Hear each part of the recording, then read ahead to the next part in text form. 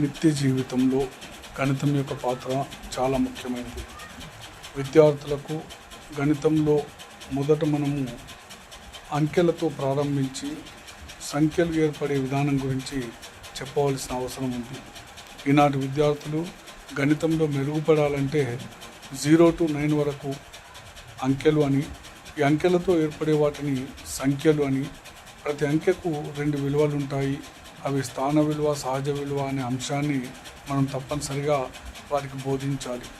అలాగే సహజ సంఖ్యలు అంటే ఏమిటి, పూర్ణాంకాలు, పూర్ణ సంఖ్యలు, అకరణీయ సంఖ్యలు, కరణీయ సంఖ్యలు అనే భావనను పిల్లలకు విస్తృతంగా కల్పించి వాస్తవ సంఖ్యల గురించి అవగాహన చేయించాల్సిన అవసరం ఉంది.